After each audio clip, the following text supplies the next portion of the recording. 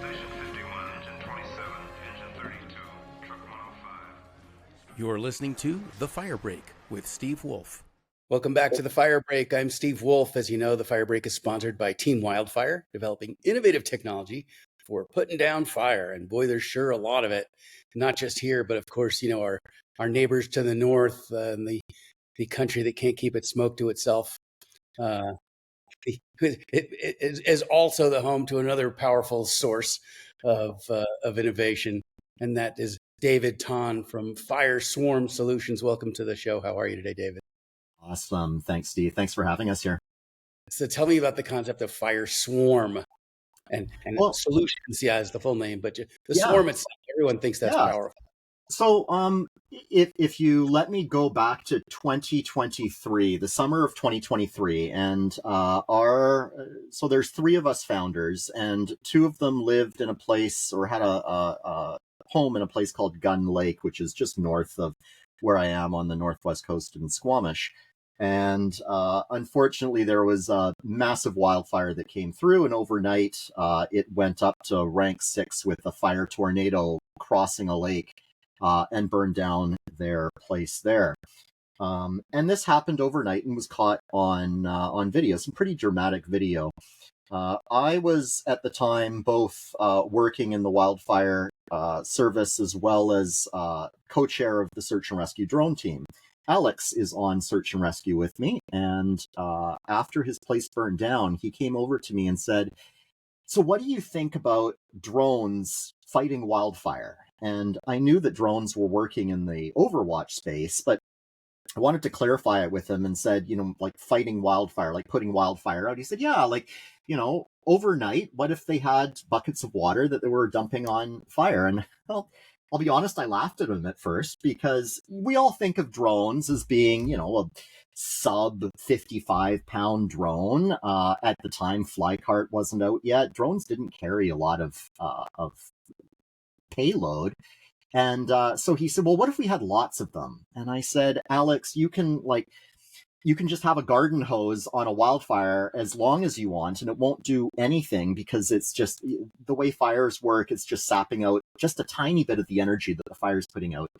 But we teased out the idea a little bit more, and we started looking at what was available in the world for the ultra heavy lift drone platform.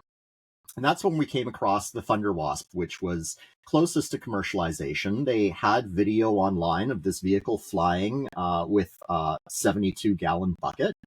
And we started teasing that out a bit more. And I thought, you're onto something here, because we're able to combat fires at night. First of all, when nothing's happening on the fire, there's generally no crews and generally no aviation resources attached to a fire, especially here on the northwest coast at night. And generally, fire conditions are more suitable to be able to fight a fire at night. The wind conditions are generally lower. Temperature and humidity are more conducive to firefighting. And so you're looking at arguably more effective techniques at night and more effective use of water at night than certainly during the heat of the day. And that's kind of the inception of Fireswarm, having smaller volumes of water than what intermediate helicopter would carry. But in a swarm of 3 to 5, you're able to carry as much as an intermediate or even more than an intermediate helicopter. But because they're working kind of in the same sort of idea as a Fireboss chain of aircraft, you're able to have a consecutive and consistent delivery of water on that fire. And arguably as well, your smaller volumes can be a little bit more precise then. So you're not dropping 3,000 gallons just in one spot or having to move forward and dispersing it over a line. You're able to disperse 100 gallons almost precision-wise where you want it to go. So that's how Fireswarm came about, and that's what we're working on today. And what's the current state of things in terms of the technology and the adoption? I understand it's a lot easier to figure out what the technology should be, and even to build it once you've figured out the fundraising piece, than it is to get people to use a new technology and depart from something that they've been doing for somewhere between 200 and 10,000 years, depending on the tool you look at. Oh, geez. And there's a lot to unpack there, Steve. First of all, where we are with the technology, it's really exciting because, like I said, this drone actually exists. They're still just building one-offs right now because the scale of the world understanding that you can have a drone that can lift 350 kilos hasn't quite reached the whole world of what can we do with that now. So we're still just, ACC is still just building one-offs, but we know that that is going to change really quickly because we're already getting people from other industries saying, other than firefighting, what else can I use this drone for? Can I use it in remote construction and delivering concrete, for example, to a remote construction site for a dam? So the demand on ultra heavy lift drones we know is coming. So we have the heavy lift drone that right now they're just building one-offs. We have our software that we have tested small scale with smaller drones that are able to lift a gallon of water in a swarm, and that software has been tested out that we're confident that that is working. And we just came back from Europe where we were able to marry the two together, and we were able to run the Thunder Wasp running our software, and we have something that works. So it's really exciting after we've been in business now for less than 2 years. So to be able to take it from inception to the point that we're at and actually see something tangible of a large drone being able to drop 100 gallons of water on a fire, albeit we haven't worked in an active wildfire yet, but to start small, that's really exciting. So that's where our technology is right now. Certainly the adoption into the wildfire service is something that is going to take a lot of change management. There needs to be a paradigm shift of accepting new technology basically into the wildland fire service. I kind of attribute that, having worked in emergency services pretty much my whole life, to incident commanders will generally base their planning and tactics on what they've experienced in the past. And when that's the benefit of having a lot of experience behind people who make operational decisions. And when you introduce either new concepts that haven't been seen or changes in climate that result in fire behavior that we haven't seen before, that throws wrenches into plans and creates a little bit of an unsafe space for the decision makers, because now they're being asked to adopt technology that they haven't seen the outcome of yet. So that's what we're trying to overcome. And lots of that is going to be showing and demonstrating what the capabilities are, as well as the research side is going to be a big component, and empirically showing through research that showing fire radiative power, for example, before a drop, and then dropping and fire radiative power after. That's something that our AI algorithm is going to need for machine learning, as it creates kind of in the machine learning world a plan of tactics of suppressing fire. But that'll also help out kind of proving the concept, showing the before and after, and hopefully getting that change management piece through. So I wonder, obviously the physics of fire behavior never change, but the outcome of fire behavior changes drastically as the inputs are being changed. And the more we see divergent fire behavior, the more we see current methods failing. And that's maybe a good thing in terms of the adoption of new technology, because who changes when things are going well? So Exactly. Right. So in chaos, you have a situation where people could say, well, nothing we're doing is working now. We may as well try your thing. Yeah. And, certainly we have not been in wildfire great at collecting data. We have subjective data of we attacked the fire this way, and I think there was a decrease in fire activity, or after X number of days we put it out. But in emergency management, it is really difficult to say, had you not done that, would you have the same outcome or a different outcome? So there is very little actual solid data points that we can reach.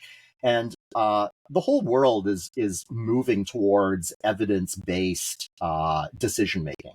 And healthcare went through this, really big, 20 or 30 years ago, where we were starting to collect all this data, and practitioners in the field were thinking, oh my God, I have to now incorporate this computer system into healthcare. And why do we need to do this? But really, it was collecting really solid data so we can start working on evidence-based medicine. And I see that's where we're starting to move with the fire service, that researchers are starting to really collect a lot more data. A lot more data points are available that we can start on evidence-based. But, like I said before, the monkey wrench is that fire behavior is diverging from what we had in the past. Fires didn't used to make, 15-mile runs at night. It was generally a time where, you go to sleep and you wake up in the morning and you take off where you left off the day before. But those days are kind of fleeting. So it's not looking at throwing more resources that we have anymore at the problem. It's looking at changing the way we solve the problem. And this isn't a be all end all. It's not like Fireswarm is going to put out all wildfires. It is a tool in the toolbox that we'll be able to use to help the whole system, right? Right. And when you look at the move towards evidence-based decision making, that's a double-edged sword as well, right? Because the fact that they're going evidence-based means they're moving more towards scientific approaches. The problem with evidence-based is that it's always rear-looking.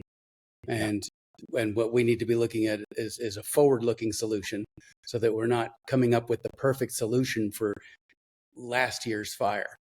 Absolutely. Because that's we have the evidence that we have to predict, and this is where imagination maybe comes in equally valuable or more valuable than evidence, because we have to envision, okay, well, what's the future of fire potentially looking like in a hotter, drier, windier climate, and how can we envision what the tools of the future firefighter might be?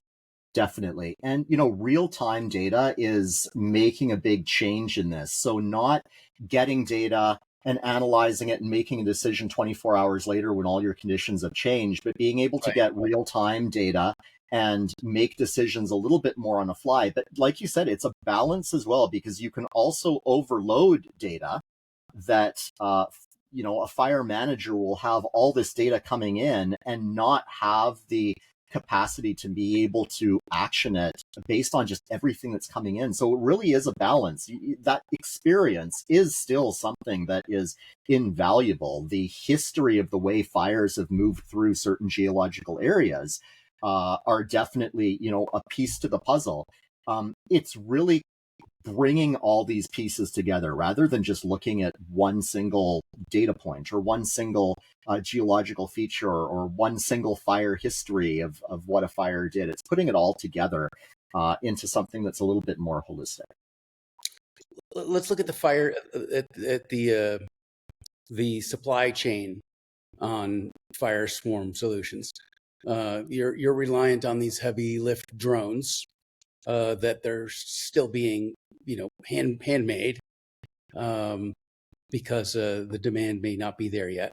Once they are making more of them, then the customer with the biggest budget gets to buy them. And if that happens to be the concrete manufacturer or something else, then the fire industry is competing to try to afford that technology that someone else may be paying a lot more for because they have a more profitable use. There's no one who's ever accused wildland firefighting of being a profit-based industry. Absolutely. And, we're at least in the North, we're seeing that with other resources. We're seeing that with helicopters, that, we're competing with helicopter resources. We're still competing with, tourism and areas where helicopter companies may have relied in the past on working on wildfire contracts, may get a contract with an oil and gas company that is guaranteed money. And isn't that call when needed sort of, if it's a bad fire year, yeah, you might make a lot of money and you'll get a lot of airtime. But if you don't, then you might be losing money as an operator. So some operators are choosing the guaranteed money from something like oil and gas. That's always something that we're going to have to compete with. One of the kind of ways that we're looking at mitigating that is to look at creating manufacturing of our own. So we've partnered with ACC. We're the North American distributor for the heavy lift drone. They're the heavy lift drone company based out of Sweden. And so looking and starting to explore, well, what would manufacturing be in North America, where we have a little bit more control over who gets it. But in this day and age, it's you have to go where the money goes. This has definitely been in our time now a challenging time to be able to raise money to get a company like this going that is especially on the heavy lift drone side, very heavy on the side of R&D and needing physical assets. And so that has been something that's definitely been challenging. And where are you in that process? Seed, Series A, where are you?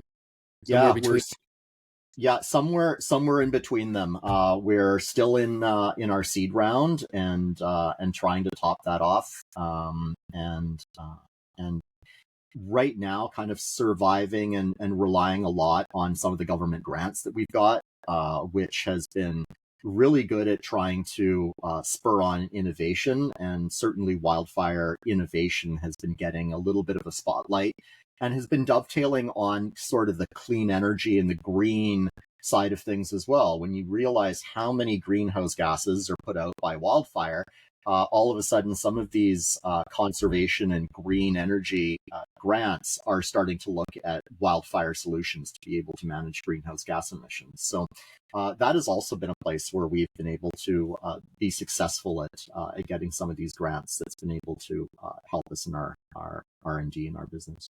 And you have the luxury of being able to talk here. It's south of the border. We're not allowed to talk at all because it would have to do it, and that's that'll get you kicked off of your job or whatnot. Unfortunately, Yeah. The science has taken a back seat to politics in many cases. Yeah. Politics has always been the passenger of profit. Yeah, So, and that's highly unfortunate. Yeah, and that's the way the world works sometimes, right?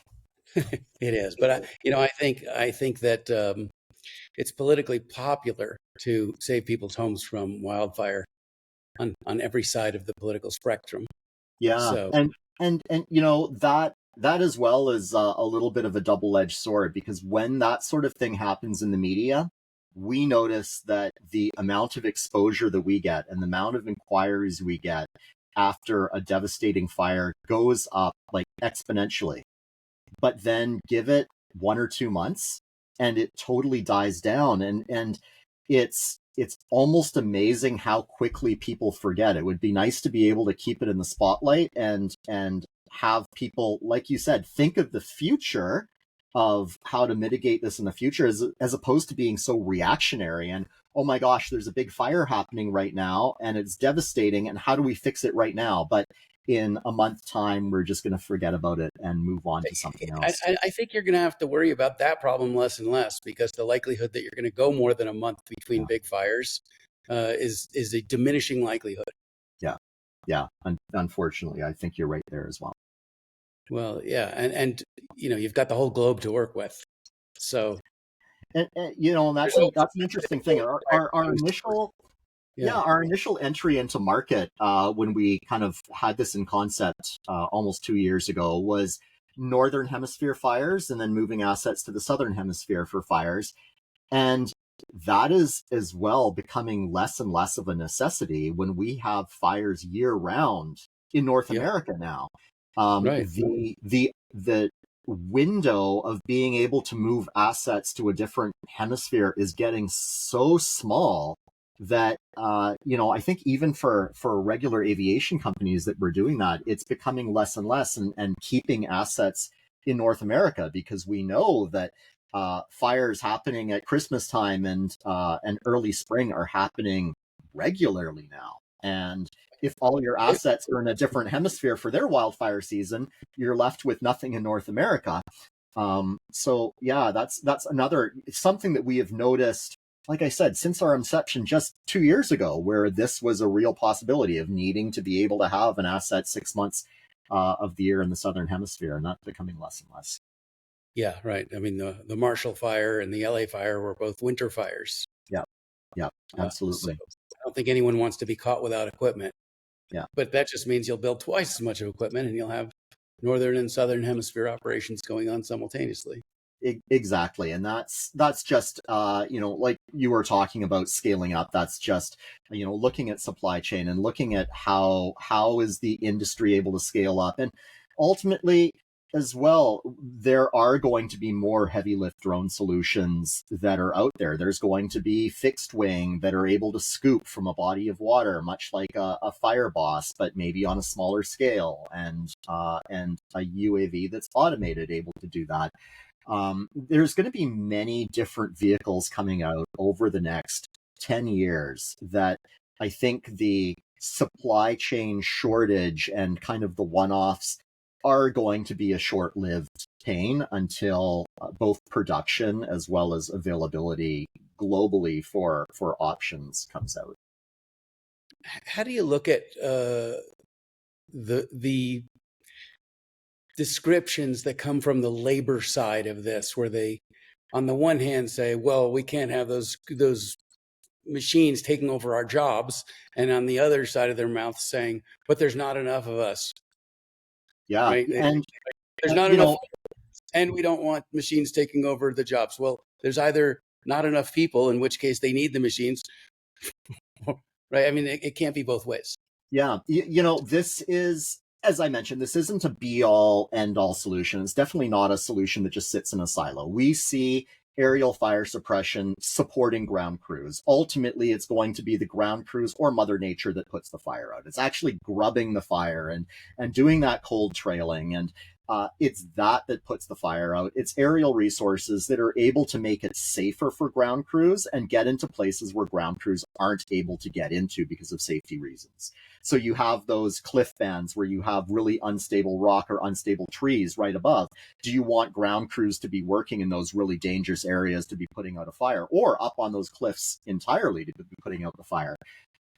As well, when ground crews are working and the fire starts spicing up close to them and they need that additional area support to cool down while they do their jobs, that's something that aerial resources are able to do. So I really see it working, like I said, holistically and in conjunction, not just one solution working on its own. Yeah, okay. But I don't know if you saw our storm cell put out a 38-acre, so this is a small jet engine on a UTV, put down a 38-acre fire in about 10 minutes. When the fire department got there, they just took out their cameras and watched bewildered. But they just said, this is a great tool that we could use. And then the next group of people said, well, what are our line people supposed to do? We've got 200 people here. If that machine's putting them out, what are we going to do for work? So, and there's always going to be the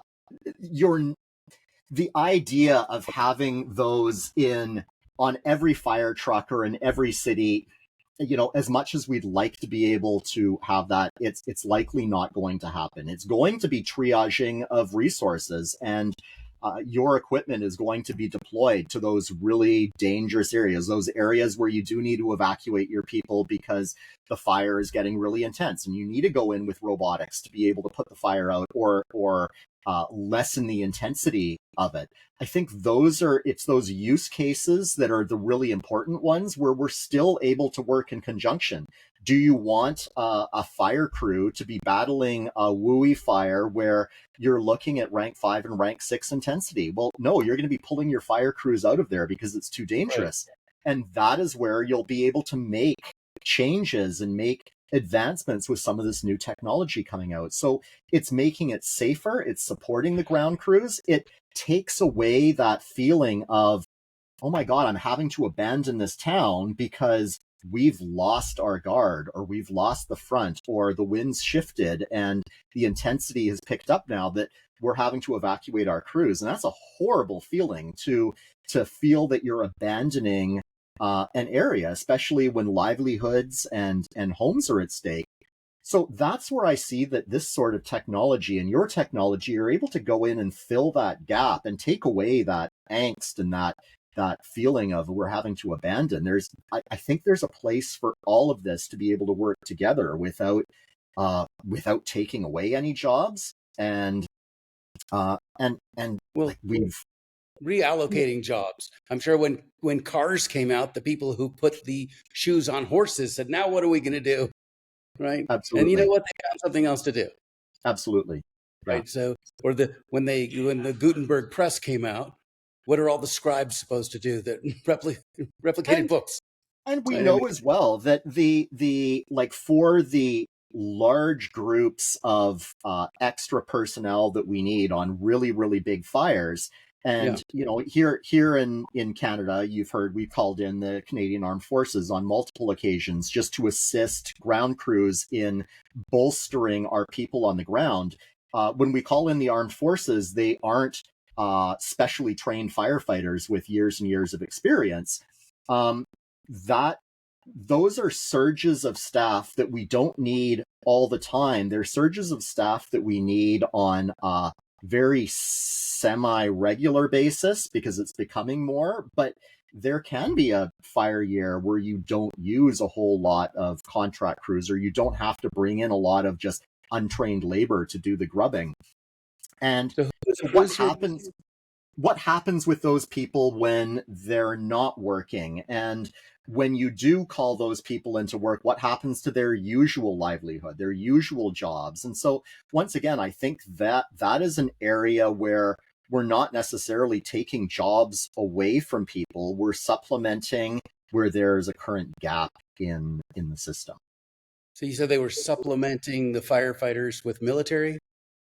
And that's something we've been doing more and more regular on a more regular occasion over the last few years. And it's to the point where it's becoming an issue, and our federal government is, and this is really controversial, looking at establishing basically a pool of emergency responders to be able to respond in civil disasters for hurricane, tornado, earthquake, wildfire. I see. It does bring up the question, though, when they're not fighting a fire, what exactly is the Canadian military busy doing? And it goes back to what lots of people in the Wildland Fire Service have been saying for a number of years. We can't just throw more of the same resources at it. We can't just throw more people at this problem. We need to think about how we're fighting it differently. And I think it's through technology like this that we are thinking about it differently. It is just that change management and that paradigm shift of, this isn't manifest destiny where we're going to be taking over and roboticizing wildfire. There's always going to be that human component. I mean, even in our Fireswarm solution, we're going to start off with a crawl, walk, fly approach. It's not going to be an autonomous flight of drones making a decision on their own where to action the fire.